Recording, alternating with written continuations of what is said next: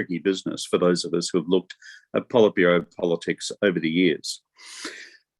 As the title suggests, we'd like to get a glance behind the scenes in terms of Chinese elite politics and unpack what to expect from China's upcoming 20th Party Congress. And to do this, we've brought together two serious experts in the field. This is an important gathering. Therefore, we brought important expertise to bear. If I could introduce, first of all, from the Asia Society Policy Institute, Chris Johnson, who is our senior fellow. Chris is a remarkable scholar in the area, having worked on Chinese elite politics for many, many years, including his previous career as an analyst in the Central Intelligence Agency. And so he brings a lot of experience to bear in trying to make sense of what is often opaque for the rest of us. His first two papers, Raising the Curtain on China's 20th Party Congress, Mechanisms, Rules, Norms and the Realities of Power, and his other paper, 2022, Xi Jinping's Annus Horribilis, or is it? They're already available online on the Asia Society website, and I'd commend both those papers to you. This is all part of a series that we are running at the Asia Society Policy Institute under the title of Decoding the 20th Party Congress. Often the experience of many foreigners is trying to make sense of what seems to be enormously complex. And while there will still be unexplained complexities for those of us who are foreign barbarians trying to make sense of what's going on in China, the bottom line is we're trying to demystify some of the political processes and perhaps give some indication as to possible political outcomes from the 20th Party Congress as well. So this is an important project for us, and you'll see more of us in this series as the months unfold between now and whenever the Congress is held. We're also joined in this conversation today by Dr. Ling, specialist in Chinese politics at the University of Vienna. That's Vienna in Austria, not Vienna, Australia, Vienna, Austria. And Li Ling is an expert who has spent a lot of time working on the intricacies of the internal organizational arrangements of the Chinese Communist Party. She's previously taught and researched at a number of universities in both Europe and the United States.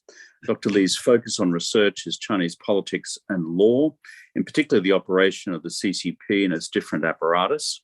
And she's published extensively on the Chinese political legal system, as well as corruption and anti-corruption campaigns in China, and is currently writing a book on corruption, law and power struggles, the China model, which will be published next year by Cambridge University Press. So thank you both for joining us. And I'm going to go to Chris Johnson first. Chris, thanks for being with us. You've put a paper on our website. You've explained your view in terms of the best analytical framework for looking at the 20th Party Congress. Let's turn to you for the next 10 or 15 minutes or so as you unpack your paper for the benefit of those who haven't read it yet, but who may now go to the website to read it after your sterling introduction. Over to you, mate. Thank you very much, Kevin, and thanks for the opportunity to both do the paper and to participate in this session with Dr. Ling Li, whose work I have read closely and very much admire. In short, the task that was sort of given was to sort of explain what are we thinking, as you said, about everything that's going on here, and what are the possible outcomes? What does it mean not only for China, but for foreign governments, the United States, its allies and partners, European countries, everyone, and countries in the region, obviously. If Xi Jinping is successful, if he's not successful, is he likely to be successful? These are the big questions. I think it's important to say, starting off, that one of the challenges for me, anyway, is that having done this about as long as you have, I feel probably the least comfortable that I ever have going into a party congress in terms of a sense of exactly where we're heading, and that's something that makes me uncomfortable, but and yet is a reality. Obviously, the difficulties in not really being able to get over there right now make it harder to have a good sense of are we seeing the situation correctly? Are we interpreting things correctly? And that makes it very, very difficult. Also, as I say in the paper, Xi Jinping has, of course, fundamentally changed the information environment in China, and how easy or difficult it is to get a sense of what's going on. Before we started today's session, Dr. Lee and I were just quickly discussing how, in that more collective leadership period that preceded Xi Jinping's arrival, you had X number of standing committee members, 7 or 9. That meant 7 or 9 different areas to attach an alligator clip, if you will, and and try to get some insight and triangulate what was going on. Now there's really only one meaningful pipe of information, so that's important. To move on to the highlights of the paper, what I tried to accomplish in the piece was to look at several things. The first was there's a general sense, and not without reason, that suggests this has been a pretty tough year for Xi Jinping, right? He certainly felt he was cruising to an easy third term and a grand coronation at the Party Congress this fall. If we think about where the position he was in at the end of 2021, having overseen a wonderful celebration of the 100th anniversary of the Chinese Communist Party, and in the fall at the 6th plenum, having put out a history resolution that, while covering 100 years of CCP history, was about 70% the last 10 years, and his wonderful contribution to China's great rejuvenation and so on. I think the attitude was, for 2022, I'm going to have a quick and incident-free of controversial Olympics, Winter Olympic Games, and then cruise to victory in the fall. And obviously things have not quite gone that way. We have a war between Russia and Ukraine, Russia's war of aggression in Ukraine.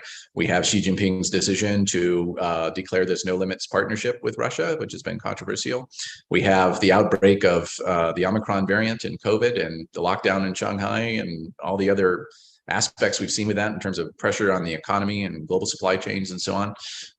And of course, we have an economy there also that's not in terrific shape, and some suggestion that one of the reasons for that is policies Xi Jinping had pursued last year, including the crackdown on the private sector. So, not surprising then that stories have bubbled up that perhaps he's on the defensive, or even will be, significantly constrained coming out of the Party Congress, or at least will have to make some trades in terms of personnel horse trading and so on. And my view is that that assumption, or that assessment, rests on sort of 3 flawed assumptions. The first is that there's a narrative that seems to have grown up over his decade in power that somehow Xi Jinping sort of pulled one over on the Politburo and retired elders and so on, in terms of seizing power in something we might look a little bit like a soft coup, and took the party in a direction that the rest of the elite doesn't want to hit.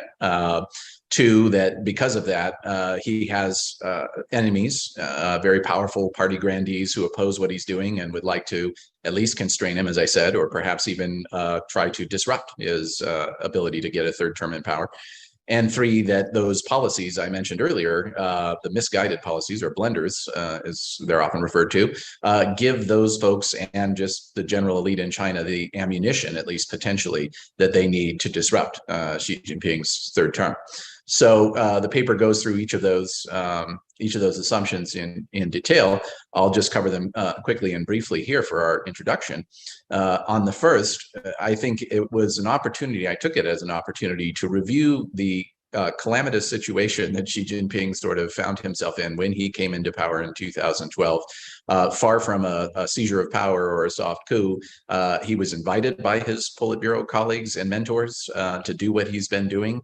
They agreed with his assessment that the party had gotten itself into a situation of ideological decay, heavy corruption, concerns about how responsive the regime's control apparatus would be in a crisis. Recall the timing here. We're in 2011 going into 2012. The Politburo's sitting by watching Hosni Mubarak in Egypt be dethroned without his military firing a shot, and the United States turning its back on a longtime ally to foment yet another color revolution.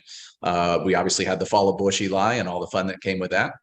And a real sense that's been talked about by the regime itself in hints and in various documents and so on, that key power centers, the key levers of power that are important to a party general secretary in terms of establishing their control, were basically running amok. And in the paper, I go into detail about that with regard to the security services under dethroned Politburo Standing Committee member Zhou Yongkang, serious corruption in the PLA, the selling of office and buying of rank, with some of Jiang Zemin's former cronies continuing to be around. And then trouble in the general office, which of course is the nerve center of the CCP. So Xi Jinping saw danger and convinced his colleagues to agree and went off on his campaign. And I think that's important because they haven't changed their minds that the course he set out is the correct one. They may at some point, but so far the determination seems to have been they're better to hang together with him than to hang separately if there's trouble. On the second assumption about grandees opposing him, obviously there's been a lot of speculation, a lot focused primarily around Premier Li Keqiang, that he was somehow pushing back on Xi Jinping's policies, especially zero COVID and the crackdown on the private sector. As I lay out in the paper, my sense is that fails to take into account basic mechanics of a Leninist system like China's, where democratic centralism is a thing, and people generally, once the line has been set, follow it. But also, it puts too heavy an emphasis on persistence of what I would consider at least questionable and maybe now outmoded analytic models, to include factional analyses, maybe institutional bureaucratic bargaining or generational cohort analysis in a situation where Xi Jinping really has fundamentally changed the game. And then on the third assumption, with regard to these policies being blunders or failures, my view is it's perhaps too early to tell on some of them.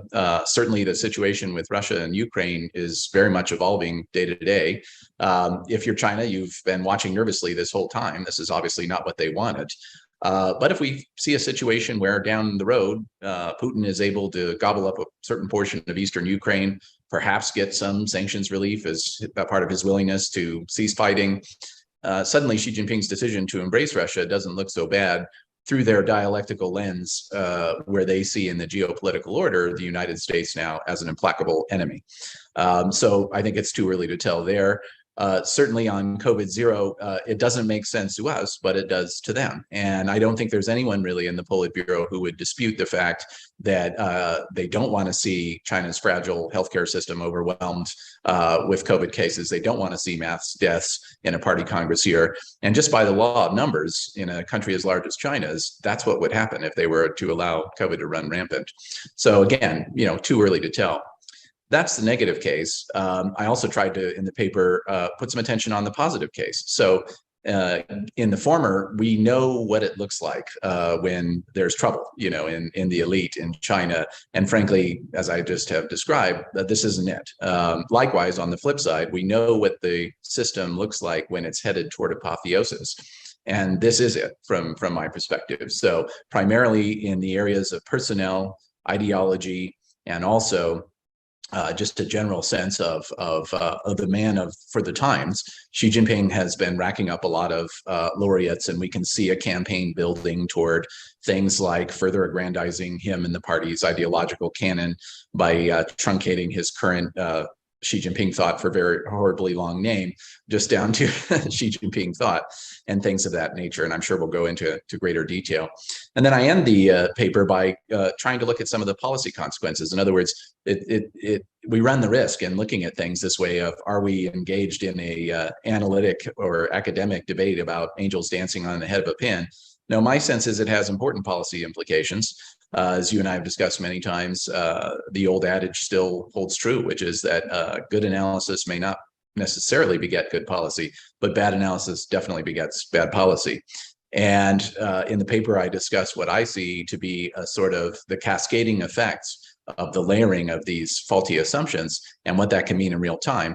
And to close, I think we just saw an episode of that with Speaker Pelosi's visit to Taiwan, where a lot of the media coverage and analyst commentary at the time was sort of suggesting, again, in this sort of tiered order, well, Xi Jinping is under pressure. His policies have been blunders, which have made him unpopular, and therefore he's in trouble internally. And the conclusion of that then is we can't be guaranteed that he won't feel some need to respond in a radical or desperate way, which could have caused a proper crisis in the Taiwan Strait. As we've just seen, that turned out not to be the case. Everything was measured and controlled. We're into a new normal, obviously, with that, but that's not really the subject of today's session. Hopefully we'll have another one at some point to discuss some of those bits. And let me close there. Thanks very much, Chris. That was a good summation of the paper. Yes, you spoke about new normals. We'll have a Xinjiang on Taiwan, a Xinjiang on the economy, maybe, and now we've got a Xinjiang on the new normal for leadership for the long term, and certainly beyond the two-term limit. Before I turn to Dr. Ling, let me just probe you on one or two quick points that you raised. One was your argument that Xi Jinping in 2012 was co-opted by the regime to ensure the regime's long-term survival by reinstilling discipline within it. That's my haiku summary of your argument. Very solid. To what extent do you think the regime, and this is a very big term, 10 years in, is experiencing some sense of buyer's remorse?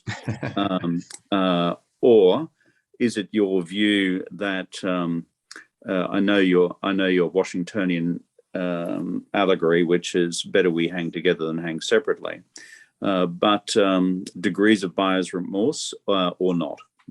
Yeah, certainly. I think there's degrees of buyer's remorse. If you're Jiang Zemin and his network of people, or you're, to some degree, some of the Communist Youth League people around Hu Jintao and so on, you kind of feel like you were sold a bag of goods, or that caviar at emptor was not sufficiently paid attention to.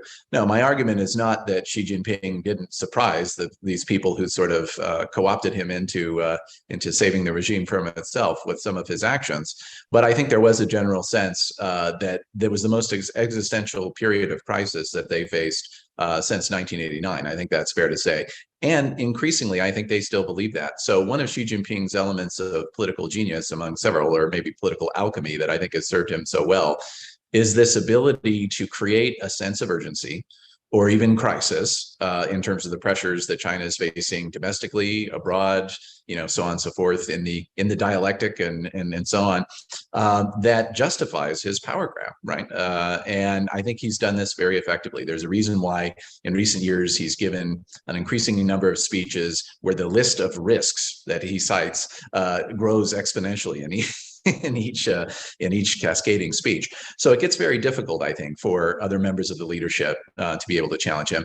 The other thing I would just highlight quickly is that we're seeing in Xi Jinping a guy who's reminding us ideology really matters. I think another aspect that has really made it difficult for others to criticize him is this stepwise campaign of his toward ideological crowning that then, when criticizing Xi Jinping personally or one of his policies, you're not just criticizing him, you're criticizing the party's line. And that is a very dangerous activity. You can do it, but you better win, because if you don't, the consequences will be severe. So my sense is there's grumbling, there's unhappiness, but there's not a situation that's come to a sufficient head where the people who would have to make such decisions feel they're willing to stick their neck up over the parapet and say, we need different leadership.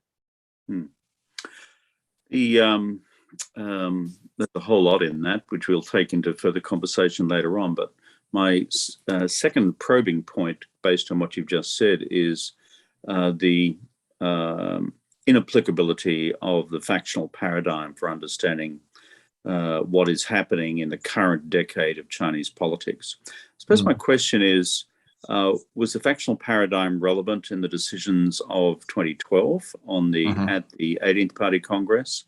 And what has caused it to cease to be the organizing paradigm for understanding the future trajectory of Chinese internal politics?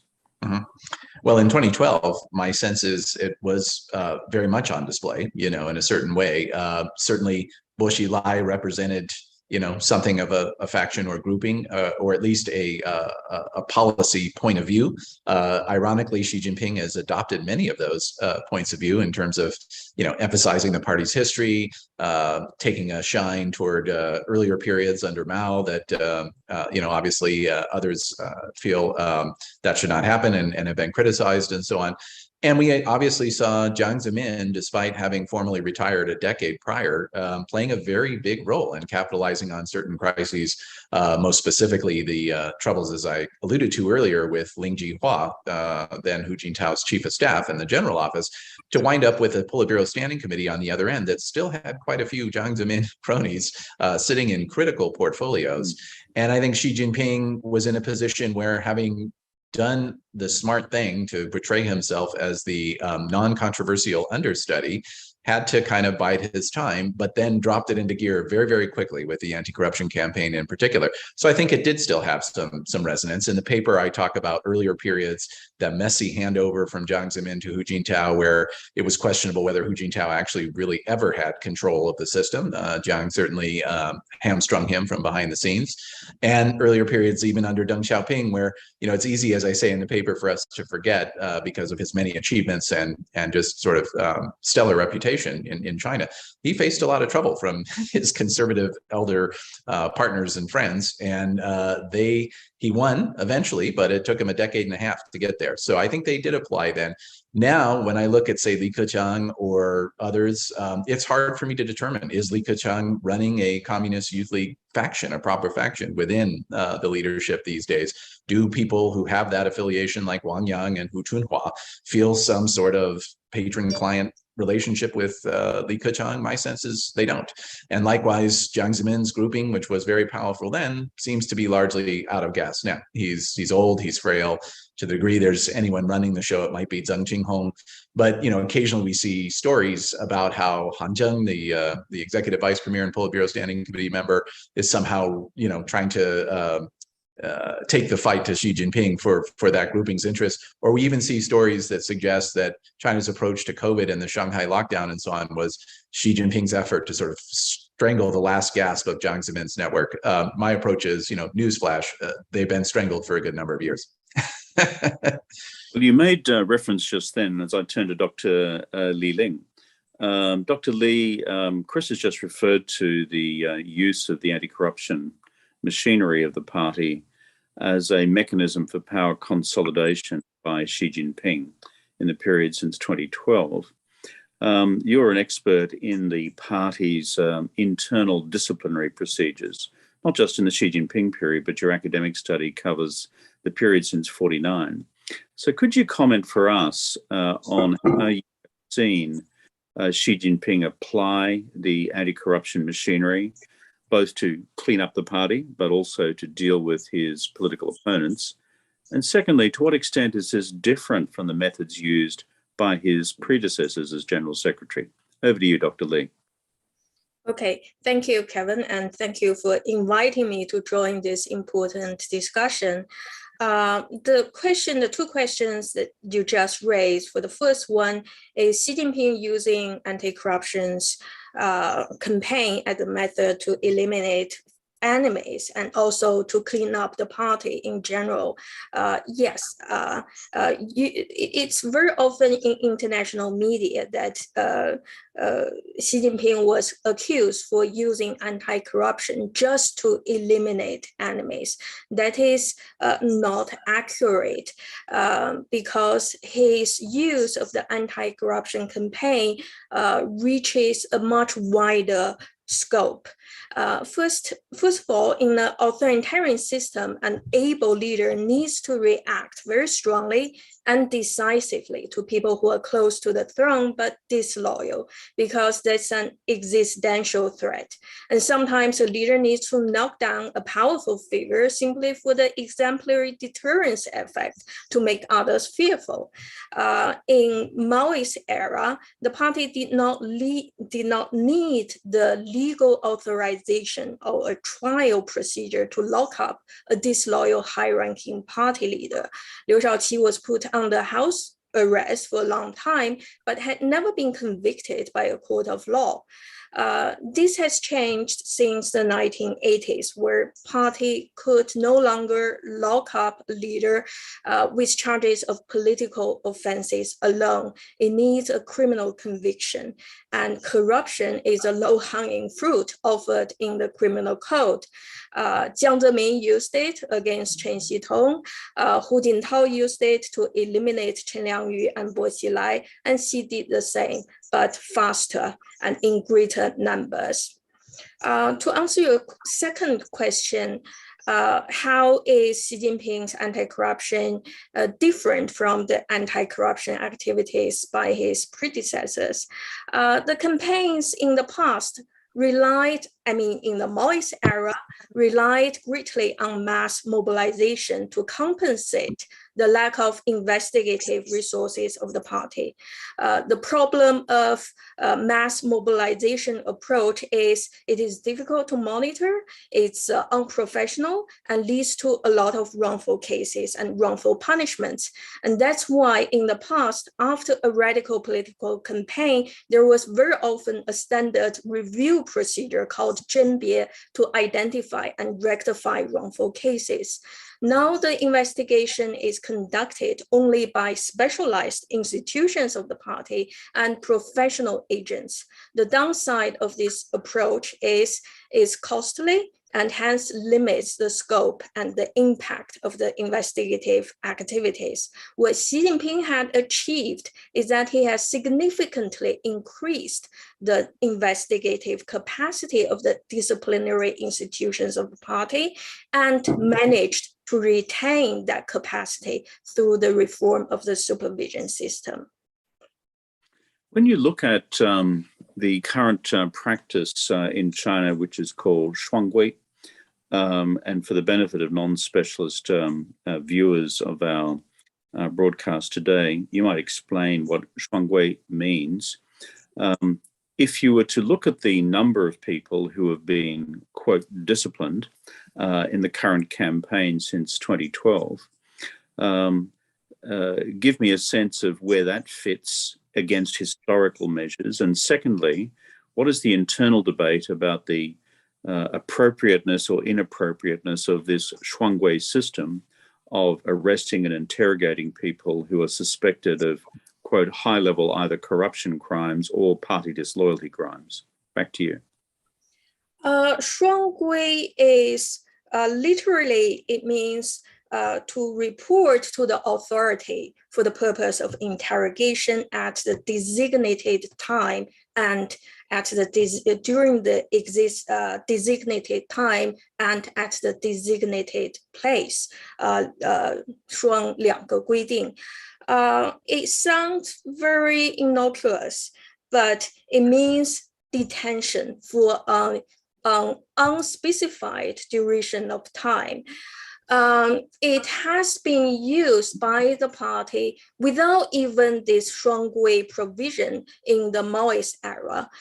Since 1979, after the inauguration of the new criminal procedure law, which has regulated the use of coercive force by the investigative agencies, then there's already a question about whether the disciplinary institution could still use shuanggui for internal party investigations. And the party's answer to that question is yes, they can still use it, and it's brought into this framework of party disciplinary system and was given the name shuanggui.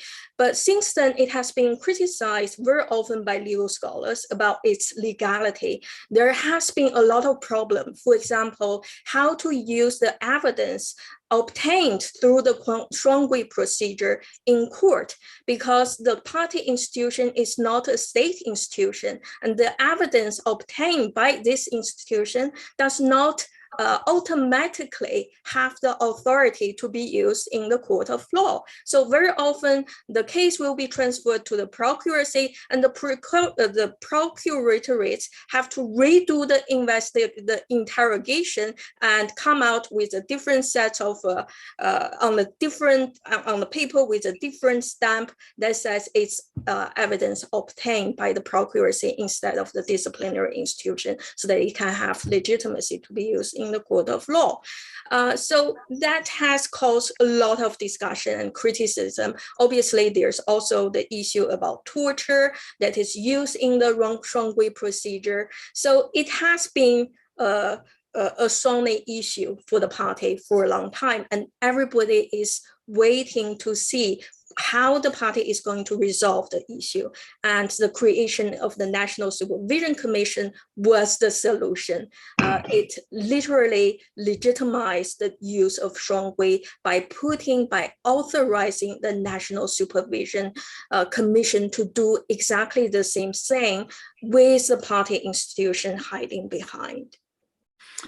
Just before we go to a more general conversation about the outcomes of the 20th Party Congress, one further question on Shuanghui and the use of torture. Is there much internal literature on this question about the use of extreme measures in extracting confessions? And again, I go back to my quantitative question. In terms of the numbers of people who have been subjected to Shuanghui, how does it compare with previous regimes? Now, first of all, now Shuanghui has been replaced by the Liu Zhi measure. It's now called detention Liu Zhi, because there's so many different forms of detention under different names. The one that is used by the Supervision Commission is called Liu Zhi. And when people are under Liu Zhi, you don't have access to lawyers even. While in the criminal justice system, you can have limited access to lawyers. So there's more confidentiality and secrecy about the entire investigative procedure under the supervision institution compared to under the police or even procuratorates. I don't have the numbers exactly, but most of people who, especially high-level party leaders who are later convicted for corruption, had all gone through the Liu Zhi procedure, because that's very important procedure where the investigators obtain evidence to prove the guilt that will be used in law.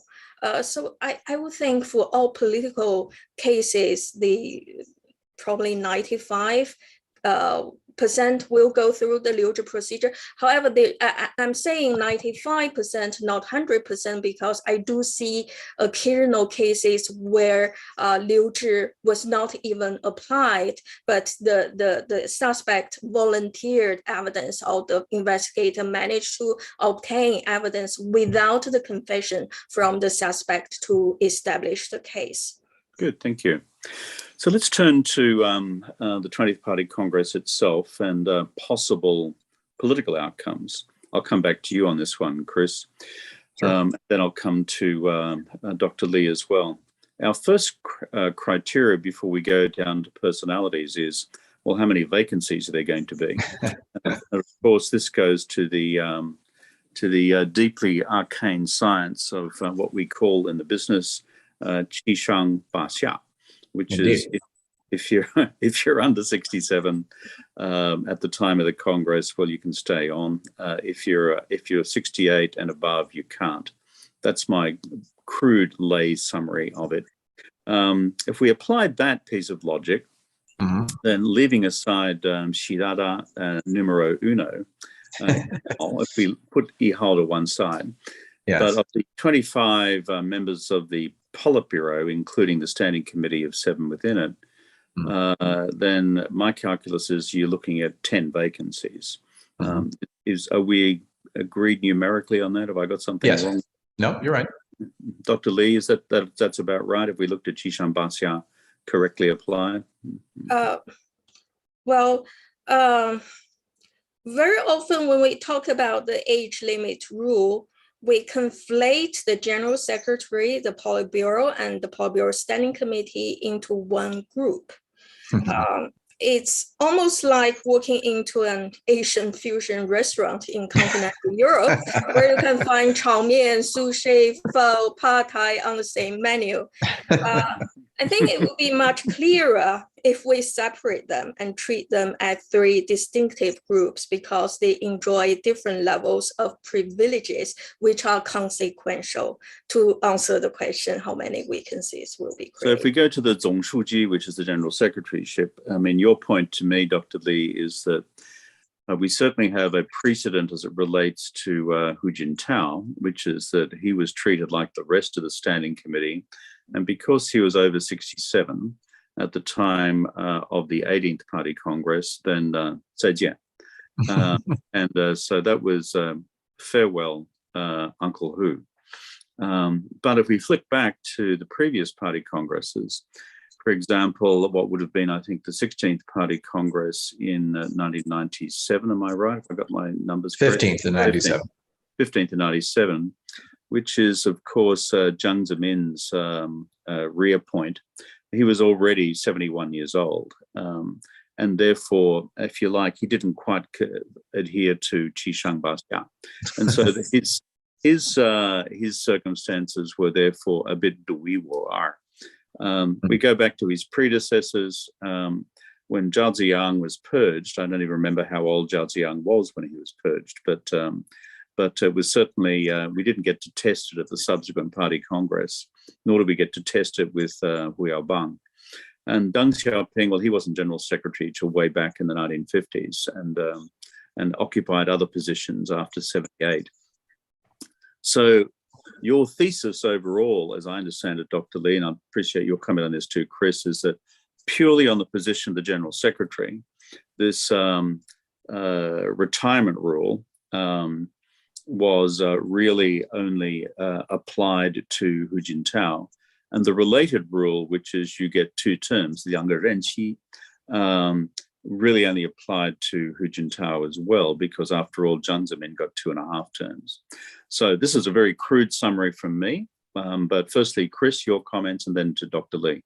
Sure. Well, that's a good summary. And as I highlight in the second of my my 2 papers about some of the mechanics and norms and rules, this issue of the age restriction is very interesting. And I think kind of like our earlier discussion of the circumstances around 2012, it's important to remember where this thing came from, right? And it came from Jiang Zemin in a pure demonstration of power politics.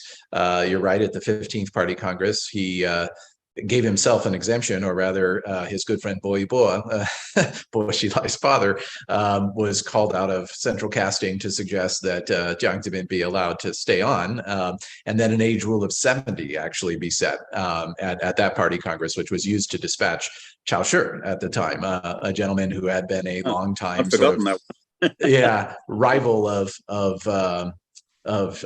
Jiang Zemin's, and because he had a long-standing experience in the security services and also was seen as something of a flag bearer of sorts for certain more reformist elements in the system, he was a person who was serious, right? And yet he was dispatched. And then fast forward, as you said, to the 16th Party Congress in 2002, not only did Jiang Zemin manage to hang on in the Central Military Commission chairmanship, but he lowered the age restriction to the current Qi Shangbaxia situation to dispatch another rival, Li Ruihuan, right, who under a 70 rule would have been allowed to stay, and was another long-term thorn in Jiang Zemin's side. So I think that's very relevant because, yes, it's true, they have largely abided by Qi Shangbaxia in the subsequent party congresses between the 16th and now, but it's not a rule. It can easily be adjusted. And in fact, very interestingly, I think it was in the 6th plenum ahead of the 19th Party Congress, it was no coincidence that a gentleman from, I believe it was either the General Office or the Party Research Office, sort of came out and said, this thing is fiction, this idea of Qi Shangbaxia. The party makes adjustments as it sees necessary. So to your comment at the top of this round of discussion about vacancies, I see no reason. I guess when I think about Xi Jinping's mindset and standard operating procedures, I feel as an important, if not more important question to answer is, why wouldn't he change the age restriction as opposed to why would he? In part because, especially on the Politburo Standing Committee, if he lowers it by 1 year to 66, Li Keqiang goes away, and so do Wang Yang and Wang Huning, right? So instead of maybe 1 or 2 vacancies, you have many more to cram with your allies. So I think it's Joker's wild on the age restriction issue myself. Dr. Li, on Qishan Baxia, 67, 68, and are we excessively fixated on this, or should we be more fixated on the two-term limit? I have a different interpretation of the Qishan Baxia rule, which can fix the holes that Chris has mentioned in his paper about the three exceptional cases where three Politburo members who were under the age but did not stay. Coming back to what I mentioned earlier, where I propose that we separate the three groups of top leadership, the General Secretary, the Politburo Standing Committee members, and the Politburo members, because they enjoy different level of privileges. Politburo Standing Committee members, they enjoy the first rank, the chief national rank, which is the top rank in the ranking system, and Politburo members only enjoy the deputy secondary national ranks.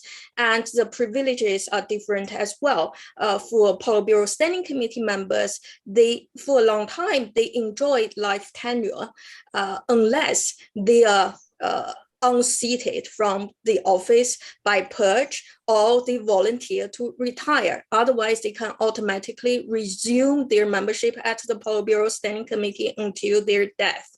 And the age limit rule started to take shape to end that life tenure in the 1990s. And now that is the only exiting mechanism to regulate the retirement of the Politburo Standing Committees, which means if they are under 68 and are alive and not purged, they can resume their membership at the end of their current term. But that privilege is not extended to Politburo members. Age limit for them is only one of multiple factors that determines whether they must retire or they can stay. That means if you are beyond or above 68, then you must leave. But if you are under, it depends. So if we look at it, the rule that way, in different layers, then we will see it holds for both Politburo Standing Committee members and Politburo members. And if the privilege, more privilege is extended to General Secretary, who is not bound by the age limit rule after all, then he can have his own rules and still keep the rule regulating the other ordinary Politburo Standing Committee members and Politburo members. So basically the rule is it's whatever I feel like. Exactly. For the General Secretary. At least. Yeah, that's true. But also, if you go beyond the Standing Committee to the rest of the Politburo, which is 18 members of the non-Standing Committee Politburo, effectively, if age is a criteria, and there are multiple criteria, then you could be exited at whatever age and not be renewed, and with a precedence for that as well. Yeah. So let's go to the question which most folks beyond the narrow domains of sinology which we three occupy are interested in, which is, so who gets the top jobs? Which is what they're interested in.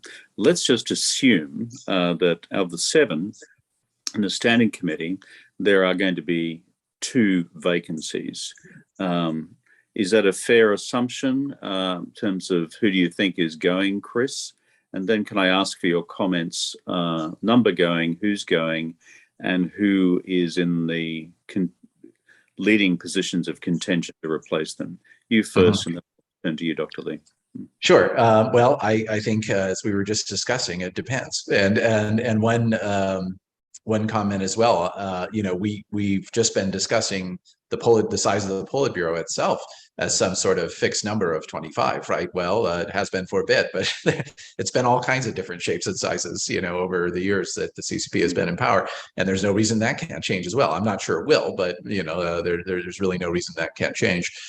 In terms of the members of the Standing Committee, yes, if they follow the general procedures they've been following, and Qishan Baxia being one of them, then in theory there should only be those couple of vacancies, and so therefore limited room, you might say, for Xi Jinping, or if there is something to the notion that he has detractors that will, because of his failed policies, be able to demand that he make concessions to them in terms of personnel for them to fill, those few vacancies.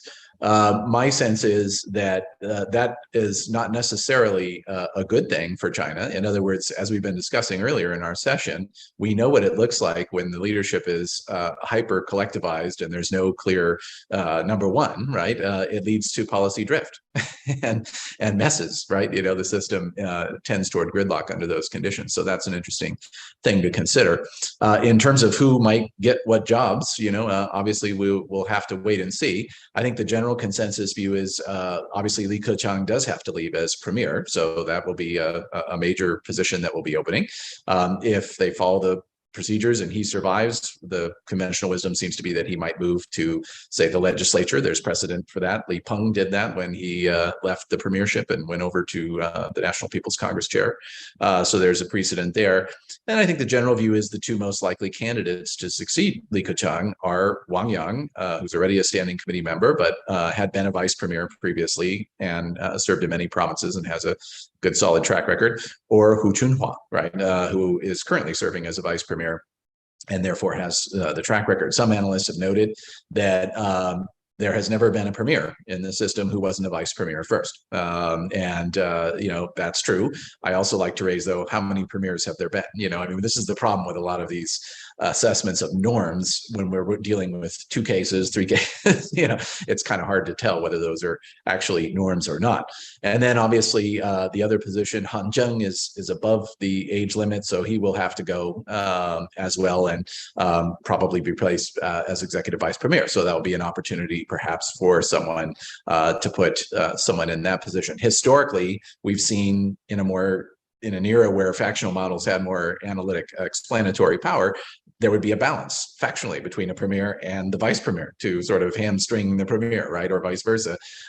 We may not see that this time. And then, of course, the big question is, will Xi Jinping try to get one of his own allies appointed as premier? Obviously, there was a lot of discussion around Li Qiang, the Shanghai party chief.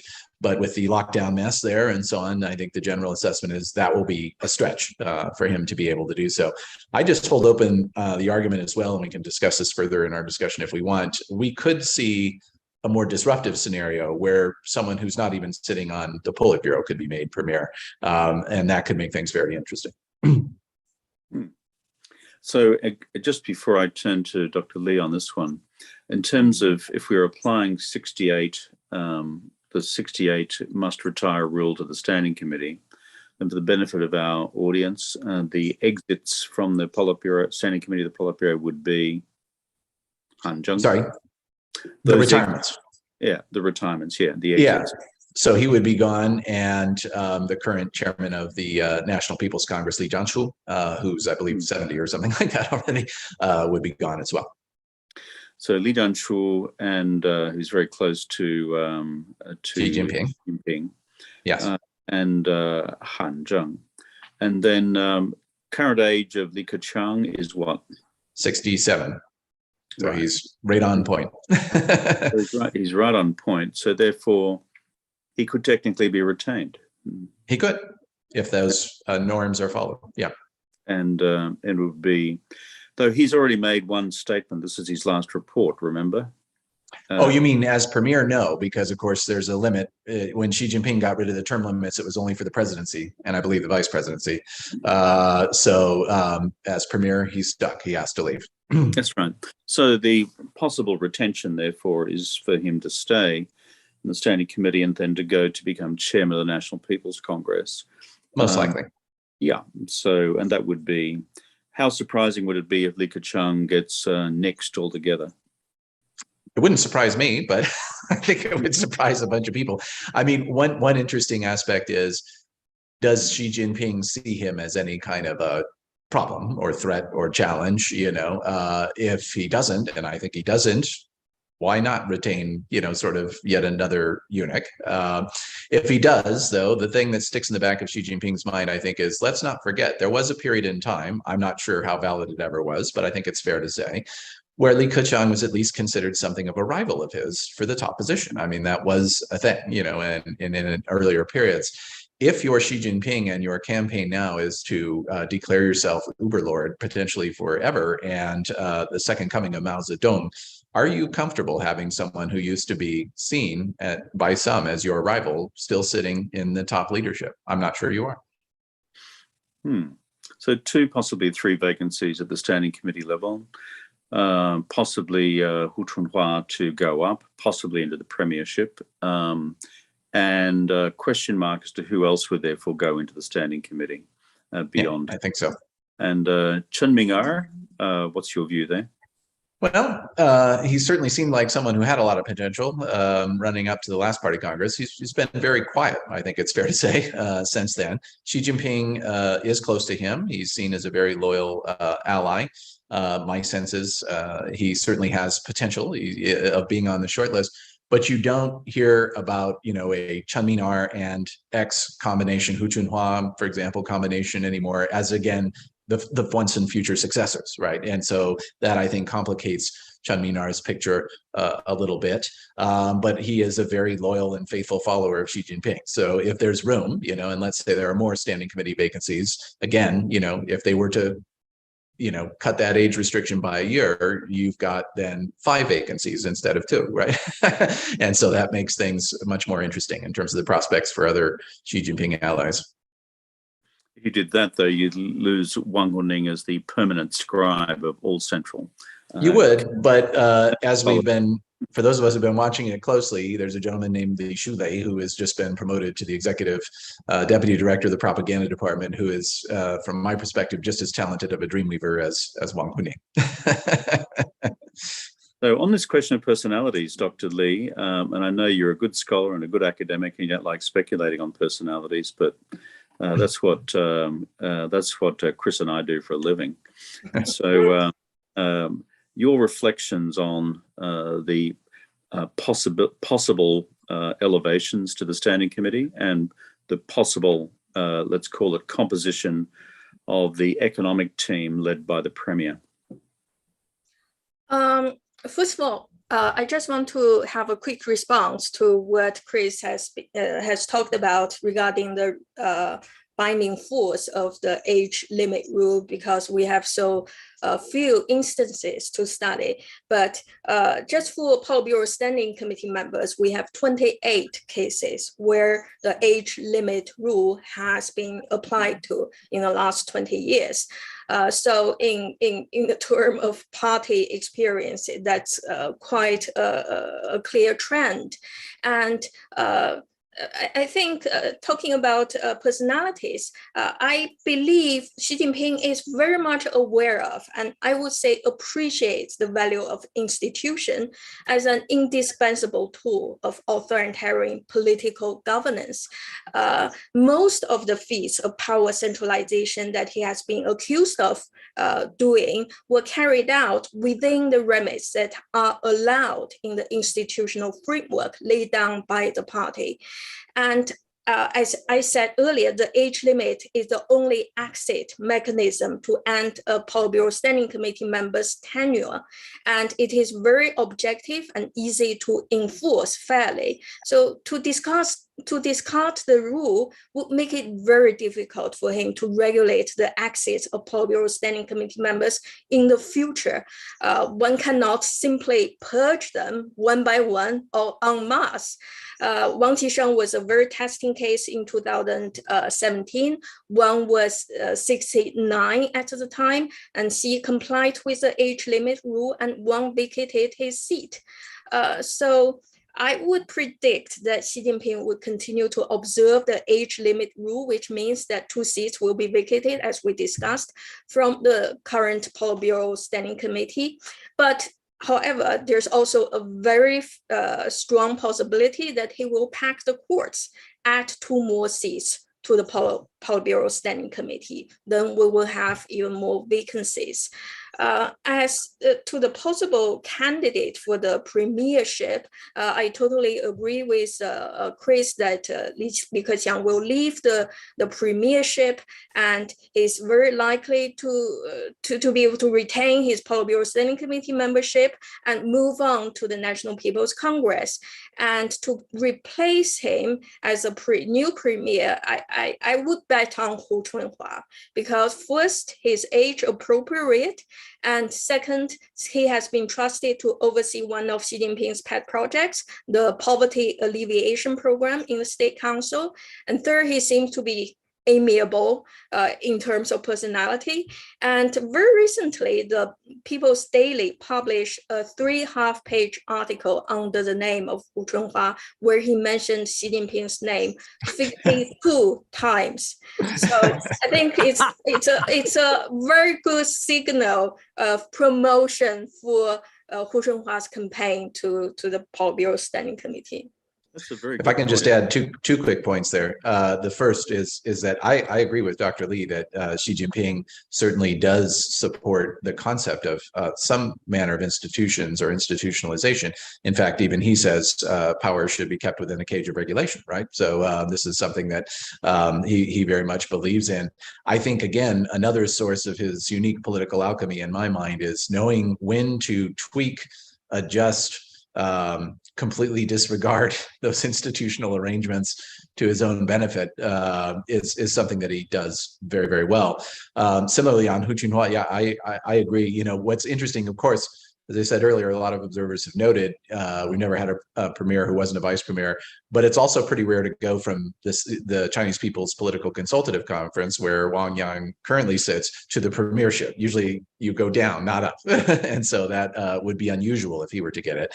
And in terms of mentioning Xi Jinping's name 400,000 times, Hu Chunhua did the same thing, actually, prior to the last party congress, where my understanding is he got wind that Sun Zhongcai was going down before Sun Zhongcai knew he was going down. And I think Hu Chunhua realized, I'm in trouble. I could be in trouble too, so I better get the praise machine going. And he seemed to have survived in a way somewhat similar to Wen Jiabao's uncomfortable moment on Tiananmen Square in 1989, and yet managed to survive. Yeah. So it worked last time, it might work again this time. And so do I sense an emerging consensus that we should be inclining our bets towards Hu Chunhua?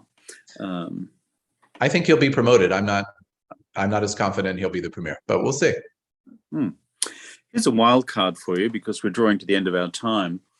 If let's just assume that Xi Jinping decides to selectively apply Xishangbaxia. And let's just assume, given his pronounced personal relationship with Liu He, that he decides to retain Liu He and have him continue. And furthermore, because Liu He is the economic czar, and the Chinese economy is generally, we would analytically conclude, in something of a mess, both in terms of policy stasis, policy confusion, left, right, pro-market, pro-state, whatever, separate seminar subject in itself. But that post the Congress, there is a huge responsibility to restore growth. Hu Chunhua, possible, spent a lot of time in the South. I mean, I first met him, I think, in Guangdong. He was, I think, from memory, party secretary there, am I right? Yes. And would probably send a positive signal through his appointment to markets within China. Wang Yang, outside of China.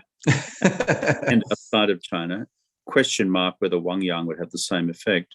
But final bids on the question of the crazy option, which is to ask Liu He to stay on, loyal to Xi Jinping personally, and a serious economic technocrat at the same time, and of global standing.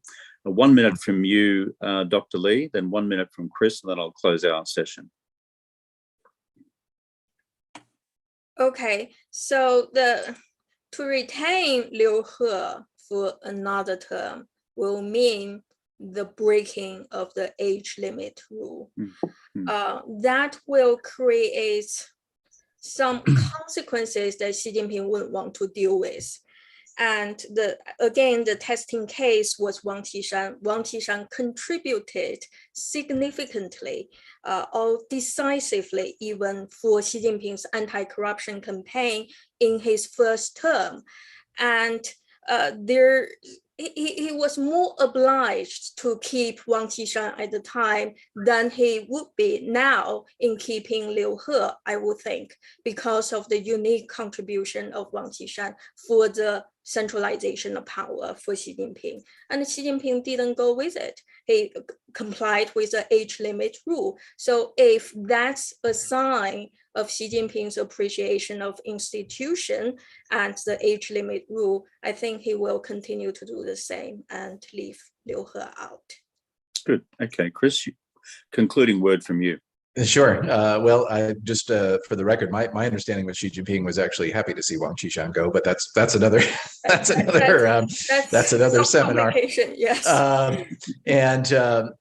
But on the issue of Liu He, I agree with Dr. Li, maybe for slightly different reasons, not so much the age restriction as I think if we are fair, Liu He is, as you say, Kevin, a sterling economic technocrat. He has real credentials. He's Western educated. He gets it, right? And also he's a market-oriented guy, generally speaking, and is well respected by people both in China and abroad.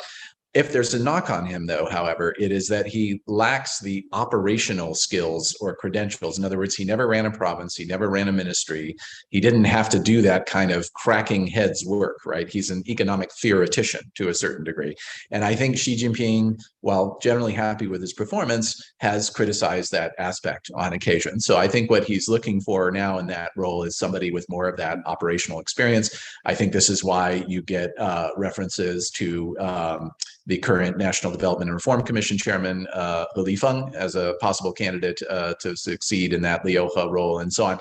He has those credentials as a guy who, pardon my crassness, gets blank done, within the system. And I think that's going to be front and center because, as you say, restoring growth is going to be very, very important after the Party Congress. Well, fascinating conversation. Thank you to both of you, because this is a complex business. And as we've seen from our discussion, the complexity lies in this moving feast of Chinese norms, Communist Party norms about retirement age limits and term limits. But within that, what we seem to have concluded is that outside the position of General Secretary, that the practice which has emerged is to apply relatively rigorously the 68 retirement age. And therefore, that gives us a level of predictability in terms of the number of vacancies at the Standing Committee level and, of course, at the General Politburo level. And then if I listen to the conversation carefully as well, it's that given the immediate challenges faced in terms of the Chinese economy, a lot of our various candidates available, Hu Chunhua could well achieve what Liu He would achieve without violating any age limit principle.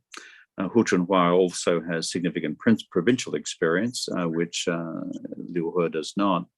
Wang Yang, of course, would